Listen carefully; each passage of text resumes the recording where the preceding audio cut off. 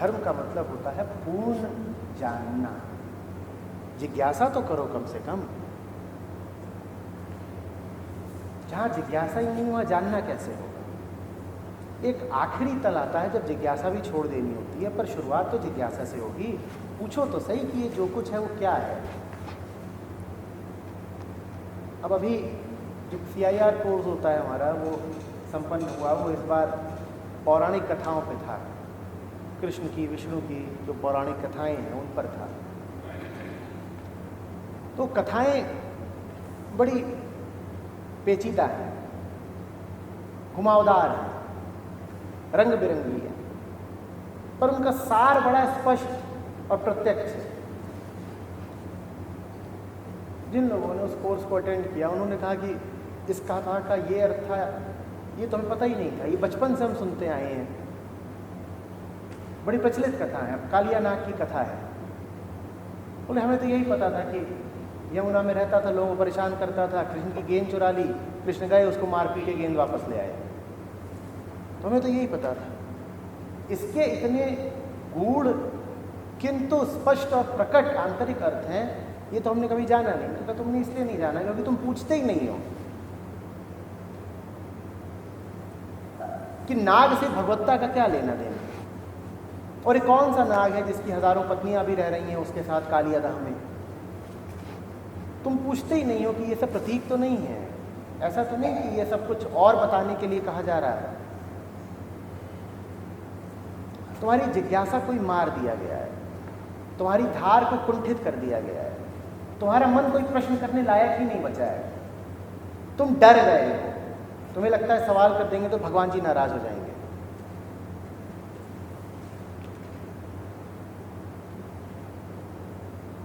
याद रखना कि जो मन इन कथाओं पर सवाल नहीं कर सकता, जो इन कथाओं के मर्म तक नहीं पहुंच सकता, वो फिर अपने जीवन पर भी सवाल नहीं उठा पाएगा। जो उन कथाओं को बस यूं ही माने चला जा रहा है कि कथाएं हैं, ऐसा ही हुआ होगा, एक सांप रहा होगा, सांप और उसके बहुत सारे फन थे, वो फिर ये भी मान लेगा कि जीवन वो जैसा जी रहा है वैसे ही तो जिया जाता है। जैसे कथाओं को उसने बिना प्रश्न के स्वीकार कर लिया है, वैसे ही जीवन की प्रचलित विधाओं को भी, जीवन के भी प्रचलित तरीकों को वो बिना प्रश्न के स्वीकार कर लेगा। वो कहेगा ऐसे ही तो होता है, सब ऐसे ही कर रहे हैं तो हम भी ऐसे ही करेंगे। जीवन ऐसे ही तो ही जाता है, कमाया जाता है, फिर गाड़ी खरीद ली जाती है, फिर शादी कर ली जाती है, बच्चा पैदा कर दिया जाता है, मकान खड़ा कर दिया जाता है, फिर बच्चे की शादी की जाती है, फिर ऐसा किया जाता है, फिर वैसा किया जाता है, जो मर जाया जाता है। सवाल उठाना उसे आएगा ही नहीं, और इससे बड़ा मूर्खतापूर्ण जीवन नहीं हो सकता। एक आदमी को तुम कहानी सुनाओ, उसको समझ में ही ना आए तो मूर्ख है, ये बात जाहिर हो जाती है कि नहीं, बोलो। वैसे ही एक आदमी को अपना जीवन ही ना पता हो, समझ में ही ना आता हो, बस यूं ही जिए जाता हो, तो वो महामूर्ख हुआ कि नहीं, बोलो। किसी को एक कहानी समझ में ना आए तो मूर्ख है, और किसी को जिंदगी ही समझ में ना आए तो बोलो। पर तुमको समझ में ही नहीं आता कि महामूर्ख बने जा रहे हो। ये तुमने क्या कर लिया है, ये तुमने क्या डेरा जमा लिया अपने चारों ओर।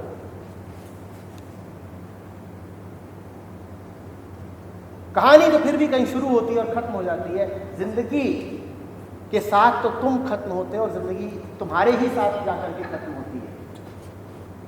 तुम क्या करे जा रहे हो? सवाल तो पूछो कि मैं ऐसे क्यों जी रहा हूं। तुम उलझे हुए हो और उलझनों की तरफ बढ़ते जा रहे हो। तुम एक के बाद एक गहरे दलदल में प्रवेश करते जा रहे हो। हर वो नया काम जो तुम अपनी जिंदगी में शुरू कर रहे हो तुम्हें एक नए दलदल में ढकेल रहा है। तुम बाहर कैसे आओगे? और तुम्हें जरा भी चिंता नहीं है, कोई फिक्र नहीं है कि तुम्हें बाहर आना है। तुम फंसने के लिए पैदा हुए हो।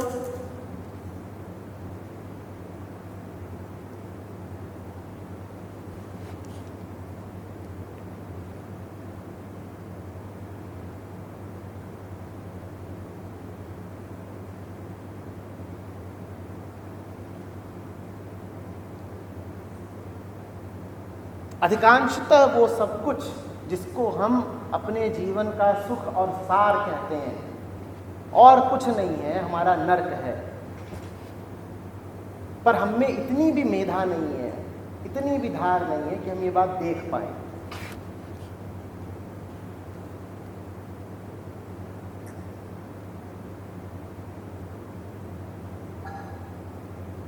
दलदल में होना कोई बहुत लज्जा की, असम्मान की बात नहीं। इंसान पैदा हुए हो, गलती हो जाती है, फिसल जाता है। पर मैं ताज्जुब में तब गड़ जाता हूं जब मैं देखता हूं कि एक दलदल से दूसरा दलदल, जब मैं देखता हूं कि इंसान एक ही गड्ढे में 10 बार गिर रहा है। समझ में नहीं आता तब कि ये हो क्या रहा है। और मैंने इस पर विचार किया, समझना चाहा। इसमें मुझे बहुत बड़ा काम धर्म का लगा। आदमी की गहरी से गहरी जिज्ञासा अपने प्रति हो सकती है। जब आपकी अपने प्रति जिज्ञासा को ही सफोकेट कर दिया जाता है, कुंठित कर दिया जाता है, उसे गला घोंट दिया जाता है, तो फिर आपकी किसी के प्रति कोई जिज्ञासा बचती नहीं है। आप बस मानते चलते हो, आपका दिल सही टूट जाता है।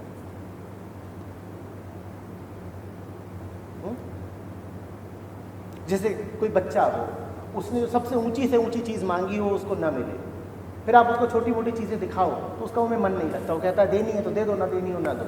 जो असली चीज़ मांगी थी वो तो मिली नहीं। यही आपके साथ होता है जब आपको वो नहीं मिलता जो असली है। जब असली नहीं मिलता तो जो कुछ नकली है उसके प्रति आप उदासीन हो जाते हो। उदासीन समझते हो ना, इनडिफरेंट। मिला तो ठीक, नहीं मिला तो कोई बात नहीं। फिर जिंदगी आपके ऊपर जो भी थोपती चलती है, आरोपित करती चलती है, आप कहते हो ठीक हो गया, लाओ ऐसे जीना है वैसे ही जी लेंगे। जो असली था वो तो मिला नहीं।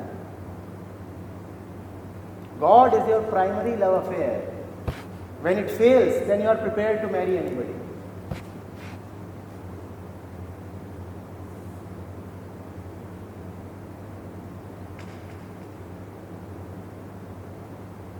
होता है कि नहीं होता?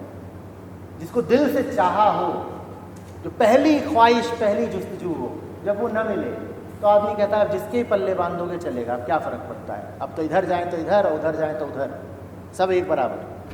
तो यही हमारा हाल है। आत्मा मिली नहीं तो उसके बाद फिर संसार के टुकड़े, छिलके जो भी मिलते हैं, जूठन, हम स्वीकार करते रहते हैं।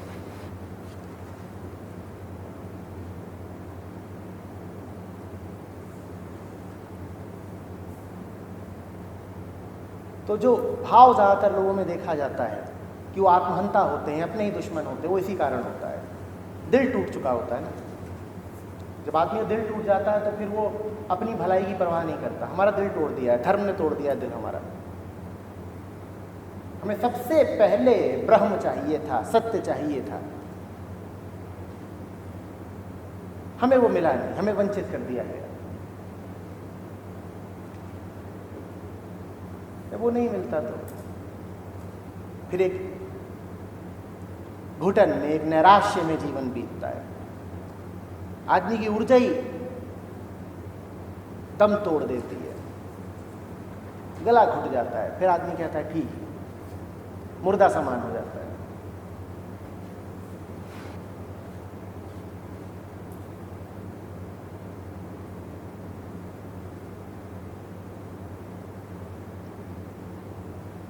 असली धर्म को पालो, जीवन में बहार आ जाएगी, खिल उठो, चेहरा जगमगाएगा।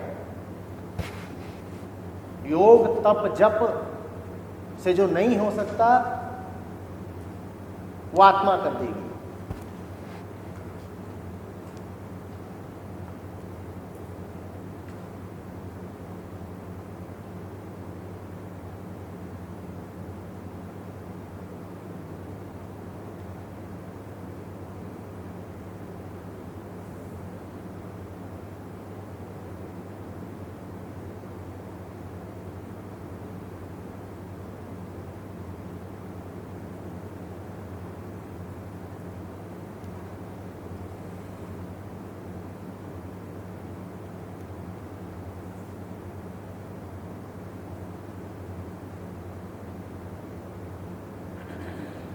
दूर वाले टीले पे श्री खाटूवाल महाराज का मंदिर है।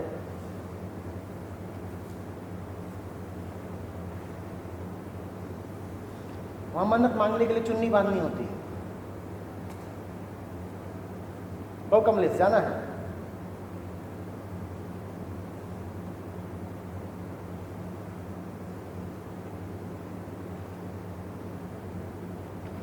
और ये बातें मेरी ज़रा खतरनाक है, सबके सामने कर मत देना, उपद्रव हो जाएगा, लोगों की धार्मिक भावनाओं को ठेस पहुंचेगी।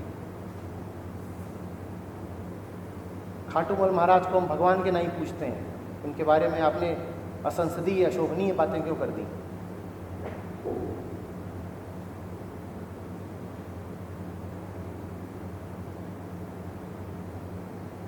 दंगे हो जाएंगे।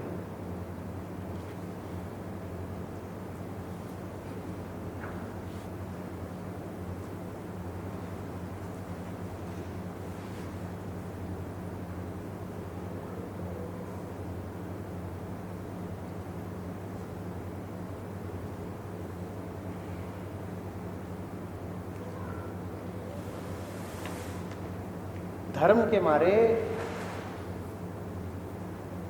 कुर्ता पजामा और साड़ी अभी तक बिक रहे हैं। इतनी महिलाओं को जानता हूं जिनके पास बस 1 या 2 साड़ियां हैं, उनको या तो वो शादी पे पहनती हैं या धर्म के सामने। वैसे वो चाहे कैसी भी घूमे, और वो कैसी भी घूमे उसमें कोई आपत्ति नहीं है, मुझे अच्छा है, घूमो जैसे भी घूम रहे हो, सबके लिए अच्छा है। लेकिन ये धर्म के सामने जाने का साड़ी से क्या तुम?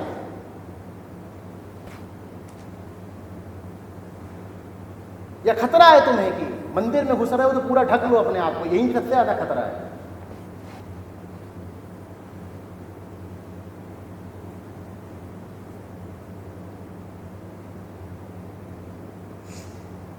पंडे पुजारी वैसे भी थोड़ा विख्यात हैं अपने लाजवाब स्वभाव के लिए। 15 सालों से क्या छुपा है? तो वहां जाना है तो पूरी साड़ी 10, 20, 40 मीटर लपेट के और इतना घूंघट डाल के घुसना है। क्यों भाई?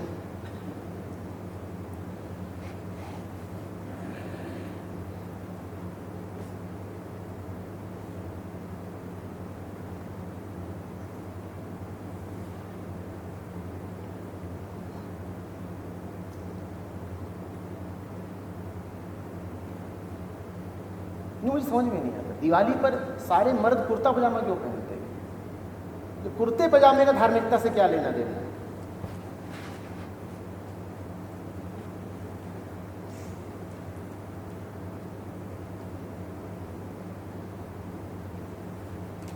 कल मैं छोटी निक्कर पहन करके आपका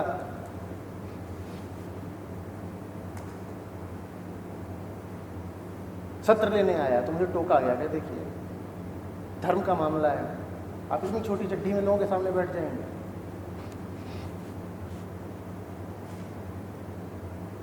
कुर्ता पजामा,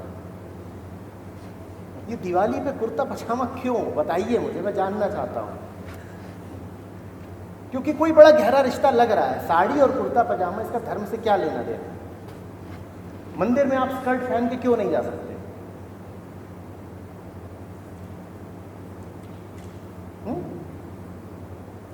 भाई वो अंतर्यामी है, वो अंदर बाहर हर जगह है, आप कहां किससे छुपा रहे हो?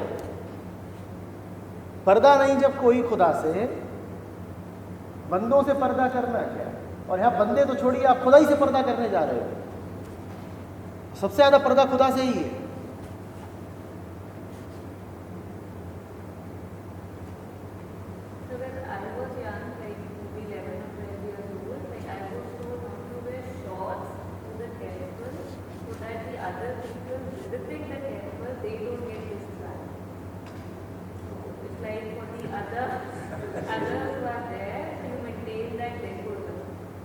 तो वो चीज़ तो फिर हर जगह होनी चाहिए ना। सड़क पे भी पहन के मत चलिए शॉर्ट्स, एक्सीडेंट होंगे, लोग डिस्ट्रैक्ट होंगे। अरे भाई, तो सड़क पे भी तो खतरनाक है, फिर तो स्विमिंग पूल में भी साड़ी पहन के जाइए, नहीं तो 4 डूब जाएंगे।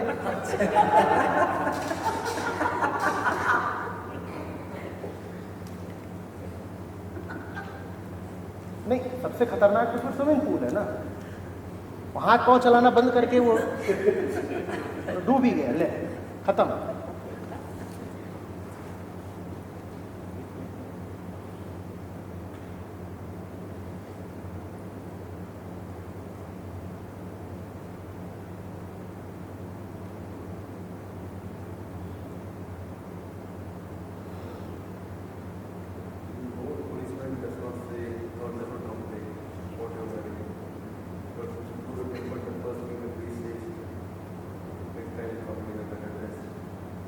which only means that the temples are nothing but social institutions. They are not spiritual, they are social. Yesterday night we talked about Lalla, right? What did we say about clothes? Clothes are social institutions. Clothes are a covering of the society on your physical body.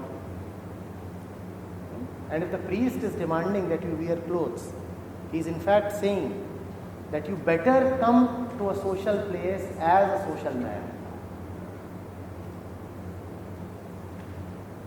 The real temple will always be a temple of nakedness. Not just physical nakedness, total nakedness.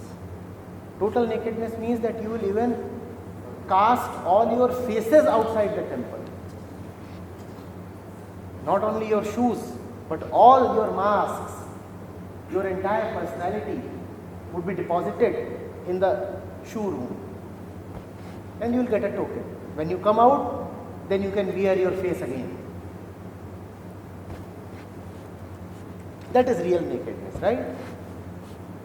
Instead of walking into the temple absolutely naked, you are advised to walk in with this and that kind of clothing. जैनी लोग ठीक है? किस चेहरे की बात कर रहे हैं, क्या हटाने की बात कर रहे हैं? आप कपड़े उतार के नहाने घुस जाती हैं तो उससे क्या आप आत्मा हो जाती हैं? सब कुछ 400 हजारों लोगों के सामने ही नंगे किस नग्नता की बात हो रही है? आप समझ रहे हैं किस नग्नता की बात हो रही है? कपड़े उतारने की बात हो रही है बस। मैंने कहा चेहरे उतार के घुसो, पूरा व्यक्तित्व बाहर रख के घुसो, उसे कहते हैं नग्नता। कल रात में इतनी देर तक बात हुई लल्लेश्वरी की। लल्लेश्वरी समझा रही थी कि गुरु ने कहा जैसे भीतर हो वैसे ही बाहर हो जाओ, और उसके बाद वो नग्न ही घूमी। तो क्या समझा आपने?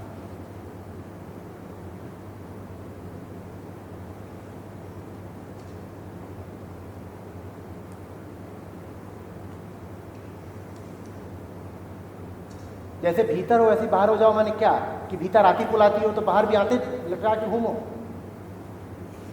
भीतर मल भरा और मूत्र भरा है तो बाहर भी मलमूत्र चिपका के घूमो। क्या अर्थ है इसका कि जैसे भीतर हो वैसे ही बाहर भी हो जाओ?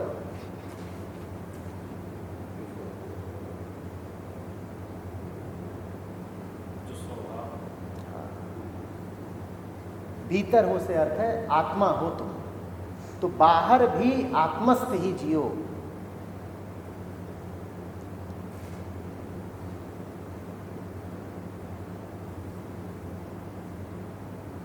हम स्थूल लोग हैं ना, तो महावीर को देखते हैं तो एक ही बात समझ में आती है कि नंगे हैं। तो जैसे ही नंगेपन की चर्चा छिड़ी तो आपको जैन याद आ गए। महावीर की नग्नता बस ये नहीं है कि उन्होंने कपड़े उतार दिए। कपड़े उतारना बहुत छोटी बात है। महावीर की नग्नता लल्ला की नग्नता है। महावीर की नग्नता आत्मा की नग्नता है। महावीर की नग्नता सत्य की नग्नता है। सच नंगा होता है ना, महावीर वैसे नंगे हैं। कपड़े भर उतारने से कोई नंगा नहीं हो जाता। कपड़े तो एक बलात्कारी भी उतारता है तो आत्मा में स्थापित हो गया। कपड़े तो एक पागल भी अपने फाड़ देता है तो आत्मा में स्थापित हो गया।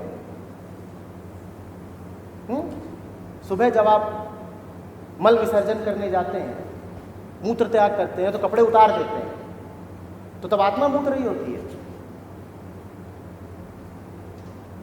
कपड़े उतारने से अगर नग्नता आ जाती तो फिर तो सारे शौचालय मंदिर होते। पर तर्क तो हम कर ही नहीं पाते ना। धर्म को हमने तर्क से भी नीचे की चीज बना दिया है।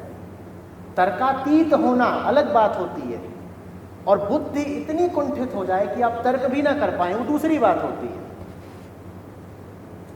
किसी चीज का विचारातीत होना एक बात है, और मन ऐसा कुंद हो गया हो कि उसमें विचार भी ना उठते हो, बिल्कुल दूसरी बात है।